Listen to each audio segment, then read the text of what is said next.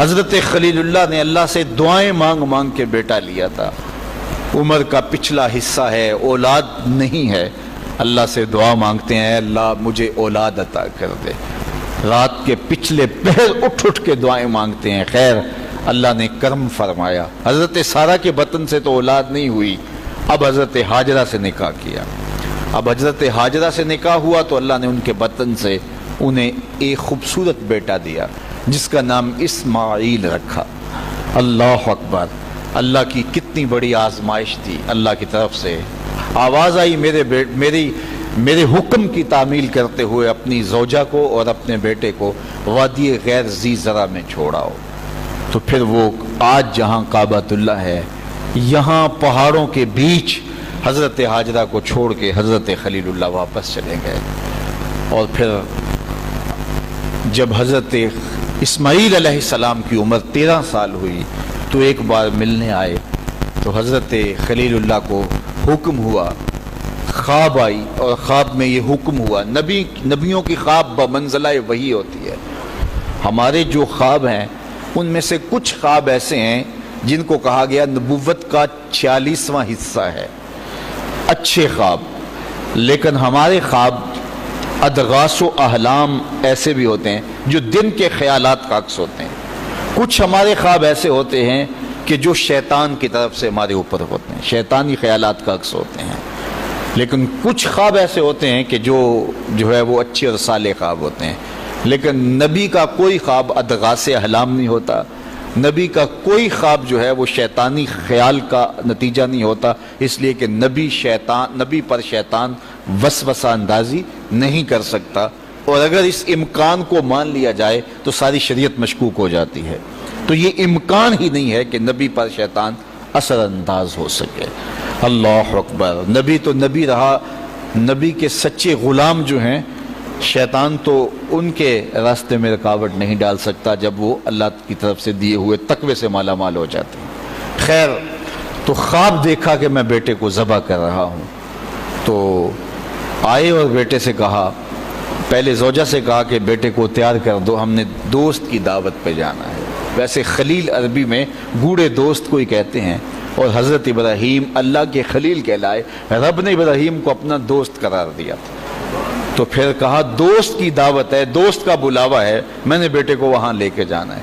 تو حضرت ہاجرہ بیٹے کو تیار کر دیتی ہیں، کنگھی بھی کرتی ہیں، بالوں میں تیل بھی لگاتی ہیں، خوبصورت کپڑے بھی پہناتی ہیں. اللہ سے مانگ مانگ کے لیا گیا بیٹا. اللہ اکبر. اب 13 سال کی عمر، فلما بلغ معہ السعی، جب وہ بلوغت کی عمر میں پہنچا، چلنے پھرنے کے قابل ہوا، تو حضرت ابراہیم علیہ السلام ان کو لے کے ساتھ چلے. اور راستے میں جب یہ منظر دیکھا کہ باپ بیٹے کو اللہ کی رضا کے لیے ذبح کرنے جا رہے تو شیطان کے تن بدن میں آگ لگ گئی. قیامت تک یہ نقشہ دنیا دیکھے گی، کیا منظر ہوگا خدا کی رضا کے لیے یوں بھی اظہار کیا جاتا ہے. تو وہ حضرت ابراہیم علیہ السلام کے پاس آیا. ابراہیم، ایک خواب کے سہارے بیٹے کو ذبح کرنے جا رہے ہو، اللہ کو راضی کرنے کے اور تھوڑے طریقے ہیں. تو حضرت خلیل اللہ نے پتھر اٹھا کے اس کے جو ہے وہ مارا، کہا ہٹ جا، میرے پاس ایک اسماعیل ہے، 1000 اسماعیل بھی ہوتے، قربان کر دے. یہ وہی جگہ ہیں. پھر حضرت اسماعیل کے پاس آیا تو انہوں نے بھی یہی بات کہی، کہا کہ ماں کی ممتا بڑی کمزور ہوتی ہے. تو حضرت ہاجرہ کے پاس آ گیا، کہا کہ شہزادہ کدھر ہے؟ کہا دوست کی دعوت پہ ان کا باپ لے کے گیا ہے. کہا نہیں، دوست کی دعوت نہیں ہے، وہ تو ان کو ذبح کرنے لے جا رہا ہے. کہا کوئی سوچ کے بات کر، دعائیں مانگ مانگ کے لیا رب سے، اپنے ہاتھوں سے ذبح کر دے گا؟ دنیا کی تاریخ میں ایسا کبھی ہوا نہیں کسی باپ نے اپنے بیٹے کو ذبح کیا ہو اور بیٹا نافرمان ہو، تب بھی کبھی ایسا نہیں ہوا.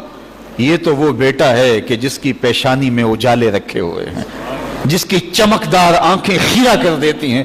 کیا اس بیٹے کو ذبح کرے گا؟ اور باپ بھی اتنا نرم دل، پھر مانگ مانگ کے لیا، مجبور ہو گیا، کہنے لگا کہ وہ اسے اللہ کا حکم کہتا ہے. تو حضرت ہاجرہ سلام اللہ علیہ نے کہا ظالم بھاگ جا، اگر اللہ کا حکم ہے میری گود میں ایک اسماعیل ہے، 1000 اسماعیل بھی ہوتے قربان کر دے. یہ انوکھی داستان تھی جو کائنات میں رقم ہونے جا رہی ہے. یہ کوئی افسانہ نہیں ہے، یہ امر واقعیہ ہے، یہ ہونے والی داستان ہے. جس کی یادیں پورے عالم میں بکھری ہیں. کائنات میں ایسا انوکھا واقعہ، ایسا البیلا واقعہ زمانے میں نہیں دیکھا ہوگا جو یہ واقعہ رقم ہونے جا رہا ہے.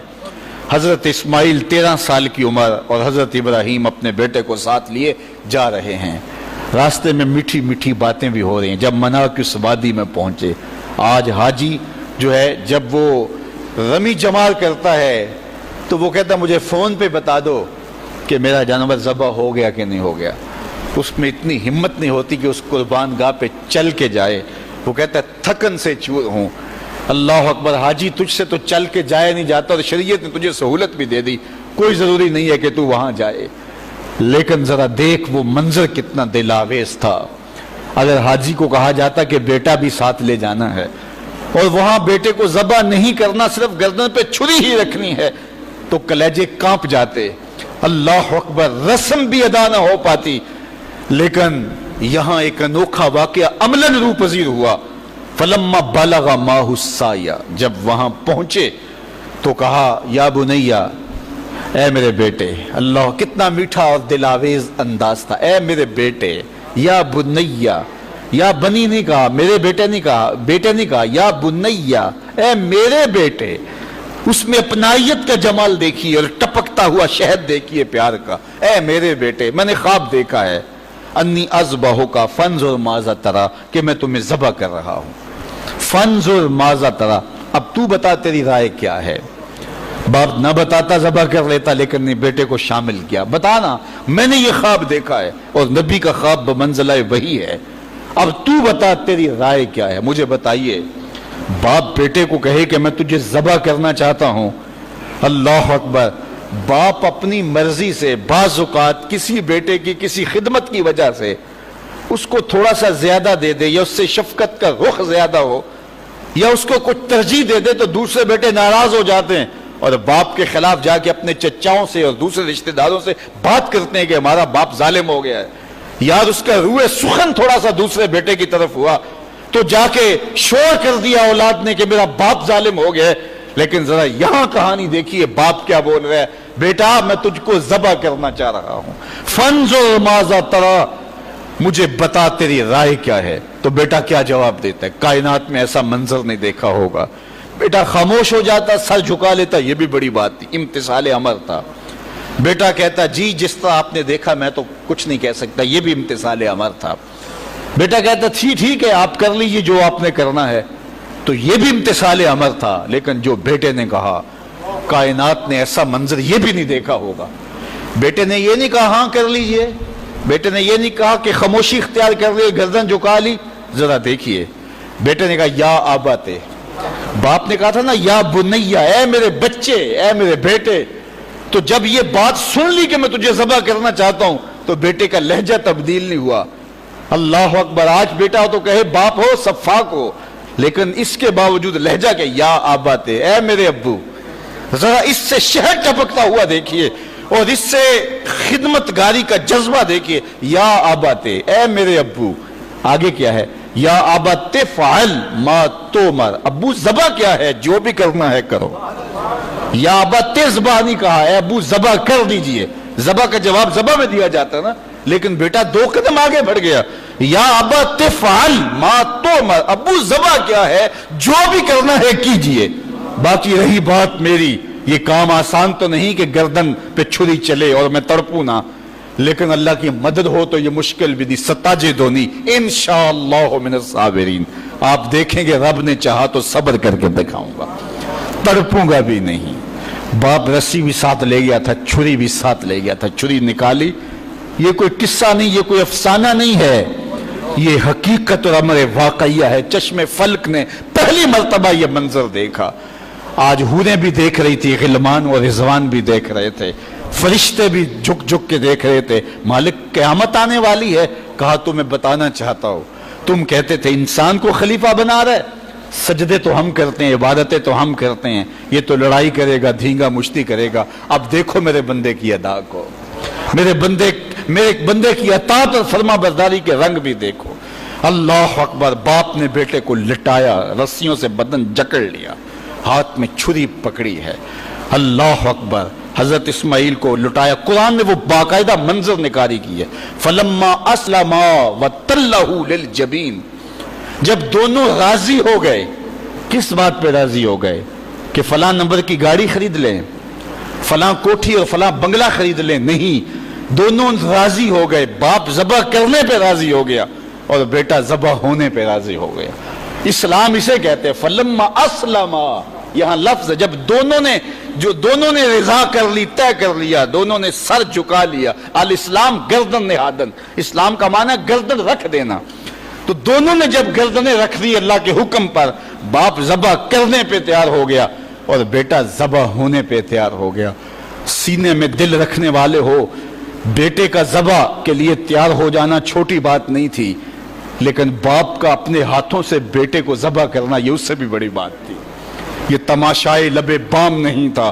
لیکن آج زمانہ اس منظر کو دیکھ رہا ہے. منا کے سیاہ پہاڑوں میں یہ کہانی رقم ہونے جا رہی ہے. باپ نے ہاتھ میں چھری پکڑی اور بیٹے کو لٹایا. قرآن بتاتا ہے فلما اسلما، جب دونوں راضی ہو گئے، وتلہ للجبین، اور باپ نے بیٹے کو پیشانی کے بل لٹایا. اس پر مفسرین نے دو باتیں کی ہیں. للجبین کا معنی کیا ہے کہ پیشانی کے بل لٹایا، پیچھے سے ذبح کرنا چاہ رہے تھے. اور دوسرا یہ ہے کہ جس طرح جانور کو ذبح کیا جاتا ہے تو اس کی گردن کو بل دے کر کے ماتھا زمین پہ لگایا جاتا ہے کہ رگیں تن جائیں اور گردن کھل جائے تاکہ ذبح کرنے میں آسانی ہو. تو کہا کہ گردن کو جو ہے وہ کشادہ کرنے کے لیے آپ کا نازک گلا گھما کر کے پیشانی پہاڑ پتھر کے ساتھ لگائی اور رگیں تن گئی. پورا بدن جکڑا تھا رسیوں سے، اور حضرت ابراہیم نے خود بھی پٹی باندھی تھی کہ یہ منظر اتنا آسان تو نہیں ہے. اللہ اکبر. اچانک حضرت اسماعیل نے کہا ابا جان میری رسیاں کھول دو. بیٹا کیا ہوا؟ کہا کھول دو رسیاں. بیٹا ابھی تو کہہ رہے تھے یا ابت افعل ما تؤمر، جو کرنا ہے کیجئے، اب کیا بول رہے ہو؟ کہا کل کا مورخ لکھے گا باپ ذبح کرنا چاہتا تھا، بیٹا ذبح ہونا نہیں چاہتا تھا. باپ نے باندھ کے کیا ہے. کھول دو رسیاں، نہیں تڑپوں گا. رسیاں کھول دی گئیں. حضرت ابراہیم نے ہاتھ میں چھری پکڑی ہے لیکن پٹی برابر بندھی ہے. بیٹے فلما اسلما وتلہ للجبین. اللہ اکبر. تو پوری قوت کے ساتھ چھری کو نازک ریشم جیسی گردن پہ رکھا. ابراہیم تیرے حوصلے پہ قربان، اسماعیل تیری فرما برداری پہ قربان. اقبال بولے یہ فیضان نظر تھا یا کہ مکتب کی کرامت تھی، سکھائے کس نے اسماعیل کو آداب فرزند. بیٹا لیٹا ہے، رسیاں بھی کھلی ہیں، تڑپتا بھی نہیں ہے، آہو فغاں بھی نہیں کرتا، آنکھوں میں آنسو بھی نہیں ہے. باپ نے ہاتھ میں چھری پکڑی ہے، بیٹے کی نازک ریشم جیسی گردن پہ رکھی اور پوری قوت سے چھری کو دبا دیا. لیکن ہوا کیا کہ ایک بال بھی نہیں کٹا. چھری کو پاس پڑے پتھر پہ مارا، لکڑی پڑی تھی، پتھر پڑا تھا، مارا، وہ کٹ گیا. لما تقطعی یا سکین، اے سکین ہے چھری تو کیوں نہیں کاٹتی؟ اللہ اکبر. چھری نے زبان حال سے آواز دی ابراہیم الخلیل یامرنی والجلیل ینہانی. خلیل مجھے ایک بار کاٹنے کا کہتا ہے، وہ خلیل، وہ کبیر، وہ رب، وہ جلیل 70 بار کہتا ہے خبردار ایک بال بھی کاٹا. کہا تیرا کام تو کاٹنا تھا. چھری بولی آگ کا کام بھی تو جلانا تھا. جس نے آگ کو جلانے سے روکا آج اس نے مجھے کاٹنے سے روک دیا. سمجھے اس سے یہ بھی تو نتیجہ نکل سکتا ہے چلو جان چھوٹی، میرا قصور تو نہیں تھا، لیکن اللہ کے حکم کو پورا کرنے کا جذبہ تھا. پتہ نہیں دل میں کیا بات آ گئی کہ چھری کو روک دیا گیا. پھر استغفار پڑا اور چھری تیز کی اور گردن پہ رکھ کے پورا زور لگا دیا. گردن کٹ گئی، خون بہنے لگا. خوش ہو گئے کہ بڑا کام تھا کر گزرا. جلدی جلدی پٹی کھولی تو دیکھا ذبح ہونے والا بیٹا نہیں دمبا تھا. اللہ اکبر. دمبا پڑا تھا اور بیٹا پاس کھڑا مسکرا رہا تھا. تو حضرت خلیل کی زبان سے بے ساختہ نکلا اللہ اکبر. تو حضرت اسماعیل بولے لا الہ الا اللہ واللہ اکبر. پاس جبریل کھڑے تھے، کہا اللہ اکبر وللہ الحمد. آواز آئی فلما اسلما وتلہ للجبین ونادیناہ ان یا ابراہیم قد صدقت الرؤیا انا کذالک نجزی المحسنین. آواز آئی ابراہیم تو نے واقعی خواب پورا کر دکھایا. تو نے تو اپنے گمان میں بیٹے کی گردن پہ چھری چلائی، لیکن یہ ہم نے اس وقفے میں دھمبا رکھ دیا. تم نے واقعی خواب پورا کر دکھا. وفدیناہ بذبح عظیم. ہم نے ان کے جو ہے بدلے میں ایک دمبا دے دیا اور ہم نے اس کو پچھلوں کے لیے سنت رکھ دیا۔ آج منا کی وادی میں حاجی وہاں جا کے دمبے کی گردن پہ چھری پھیر رہا ہوتا ہے، وہ یادگار آج اس مذبح پہ، آج اس منصب پہ جہاں بیٹے کی قربانی کے لیے حضرت خلیل چھری ہاتھ میں لیے کھڑے تھے، آج 40 لاکھ جانور قربان ہو رہے ہیں اور پوری دنیا کے اوپر قربانیاں ہو رہی ہیں۔ اللہ اکبر، وہاں آواز آتی ہے سلام علی ابراہیم، اے ابراہیم تیرے اوپر سلام۔